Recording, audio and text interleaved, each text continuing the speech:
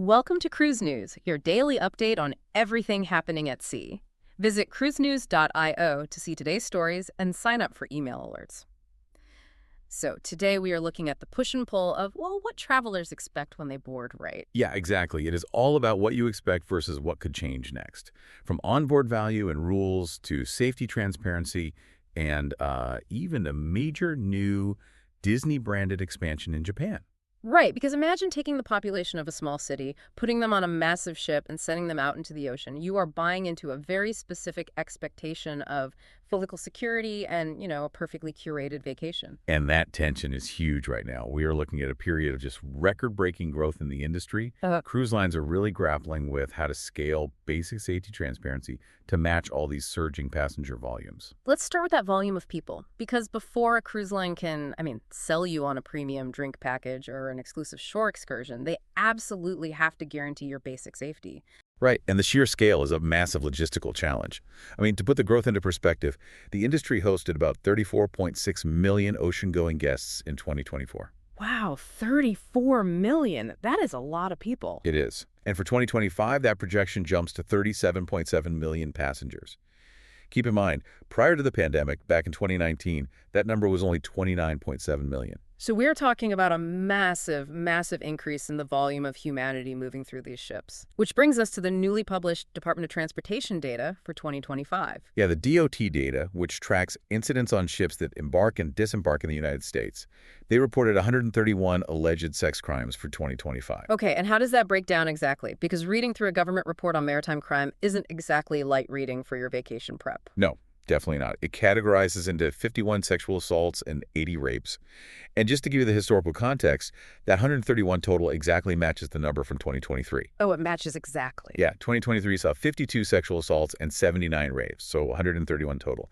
It is, however, a slight increase from the 120 incidents reported in 2024. Wait, but I have to push back a little here.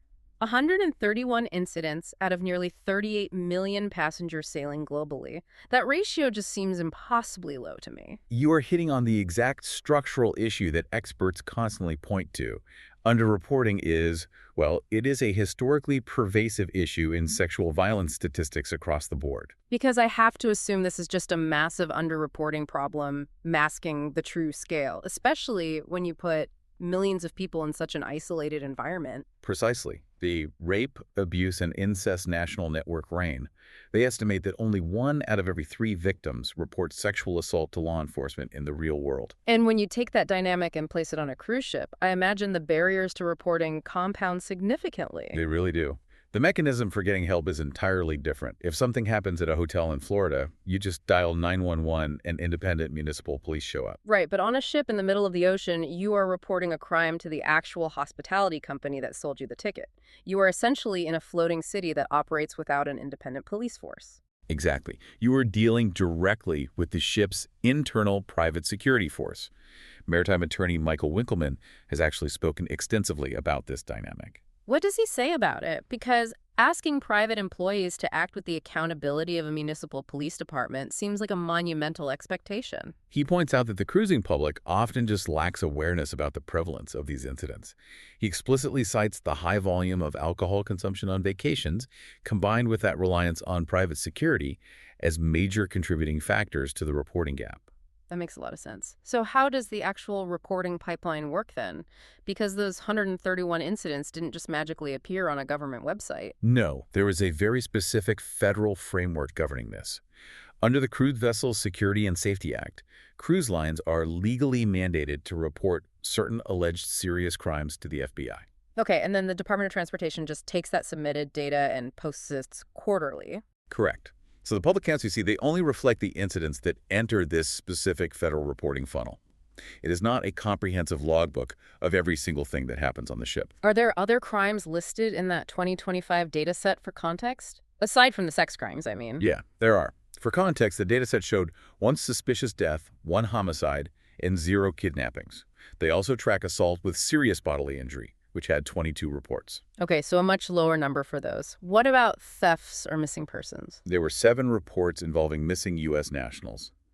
And for nonviolent crimes, there were 19 reports of theft, specifically thefts over $10,000. So again, as the industry scales, the pressure on these private onboard security forces to act with absolute transparency is just mounting. It is a profound operational challenge. Advocates like Aaron Robinson from RAIN emphasize a crucial point, which is that while personal safety precautions are recommended, the responsibility entirely lies with the perpetrators. Absolutely. And it is worth mentioning that resources are available, like the National Sexual Assault Hotline at 800-656-HOPE for anyone needing confidential support, no matter where they are. Exactly. So the cruise line acts as this ultimate authority in international waters, which is a huge responsibility. But you know, that absolute control doesn't just apply to federal crimes. It also applies to your wallet. Guests expect a seamless bubble of trust, and they start to rebel when cruise lines use that control to change the rules halfway through a vacation. We just saw a perfect example of this with Norwegian Cruise Line. They recently attempted a major policy shift regarding their private island in the Bahamas, Great Stirrup Cay. Oh, right, the drink package reversal. Because originally, back in October of 2025, Norwegian announced they were going to carve the island out of their standard onboard beverage packages starting March 1st, 2026. Yes, they told guests that if they wanted their alcohol included while sitting on the beach, standard packages like free at sea or more at sea would no longer work. Which is wild. If you've ever saved up for a year for a family cruise, you buy the drink package up front so you can put your wallet in the cabin safe and just forget about it. It is all about that predictable, all-inclusive illusion. Right, but Norwegian's original plan shattered that illusion. You would either have to buy a separate island-specific drink package or upgrade your onboard package to their highest tier, which is the free at Sea Plus. And we are not talking about a couple of spare dollars here. The financial difference between those tiers fundamentally changes your trip budget. Huge difference. The standard free at sea package was priced at $28.50 per person per day. The upgraded free at Sea Plus tier was $49.99 per person per day. Wow. So if you calculate that for a couple on a standard 7-day sailing, that difference scales up to nearly $300 in additional costs, just to maintain the status quo of having a drink on the cruise line's own private beach. Exactly. It's like booking an all-inclusive resort, walking down to the resort's private pool, and suddenly the bartender hands you an a la carte menu with prices for a margarita you thought you already paid for. The pushback must have been absolutely intense.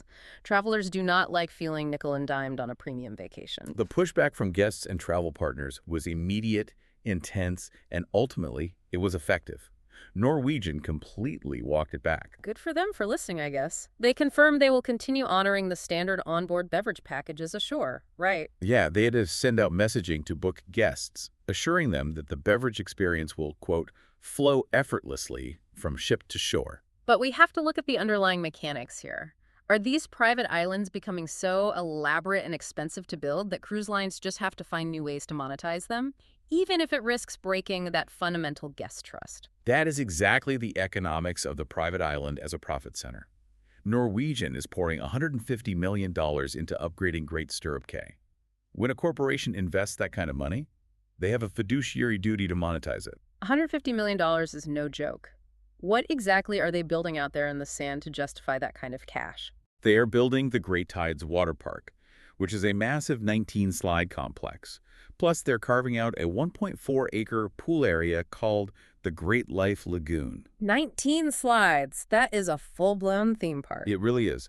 There is also a lazy river, a heated swimming pool, and an adults-only premium area called the Vibe Shore Club. They are basically building a destination resort from scratch on a remote island. Right, so the island becomes a highly controlled environment where the cruise line captures 100% of your shoreside spending rather than losing those dollars to local vendors in a public port of call. Exactly. But part of that $150 million is also going toward fixing one of the most frustrating logistical bottlenecks of visiting a private island. They are building a brand new, permanent 2-ship pier so ships can dock directly. Oh, that is huge, because right now you have to tender to get to Great Stirrup Cay, which is just the worst. It is, but getting to that permanent pier is going to require some serious patience for anyone sailing in 2026. Why is that? Because of the construction timeline. Yeah. The temporary pier they have been using is going to be completely out of service from April 1st through at least July and potentially into August of 2026. Oh, wow. Which means a temporary return to tendering for everyone.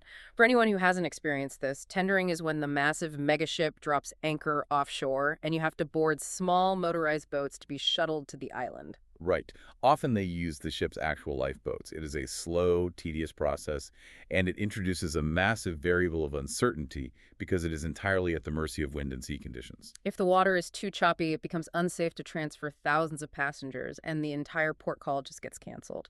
So ships like the new Norwegian Aqua and Luna will have to rely on these tender boats in summer 2026. Yes, they will have to tender while the permanent mega pier is finished up for 2027. So Norwegian has a fascinating balancing act of guest expectations right now. What about the people who already upgraded to that $49.99 free at C Plus package specifically because they thought they needed it for the island? Can they modify that? Yes, Norwegian clarified that anyone who upgraded specifically for the island can modify or cancel that purchase up to 3 days before embarkation. That is good to hear. The broader lesson here is that brand loyalty rests entirely on maintaining that predictable, controlled environment. You can mess with the itinerary, but you cannot touch the drink package without causing a mutiny. Exactly. They desperately want to evolve these islands into high-revenue theme parks, but the psychological barrier of the included drink package is a third rail they just cannot touch. Which brings us to the ultimate master of the branded, hyper-controlled environment, Disney. Because NCL's investment shows the value of a perfectly controlled bubble. But Disney is engineering a massive structural shift in how their cruise product is deployed globally. This is a watershed moment for the industry, really. Oriental Land Company, which operates the incredibly successful Tokyo Disney Resort, is establishing a wholly owned subsidiary starting early April. Wait, Oriental Land Company is doing this, not Disney itself. Right.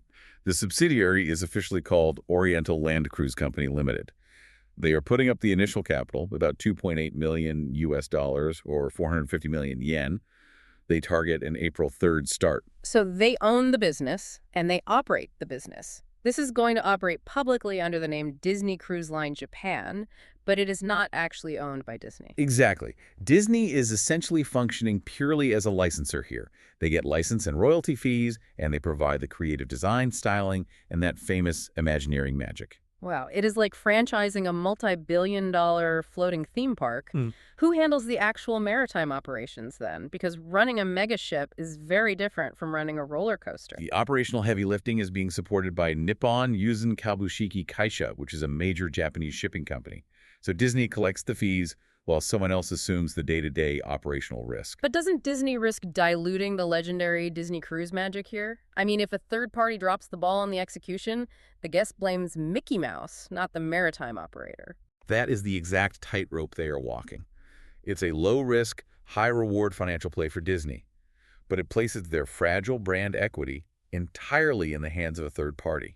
But Oriental Land Company isn't just any franchisee, right? They have a stellar reputation with Tokyo Disney. Oh, absolutely. Yep. Many theme park enthusiasts will tell you that Tokyo Disney operates with the highest, most exacting standards of any Disney park on the planet.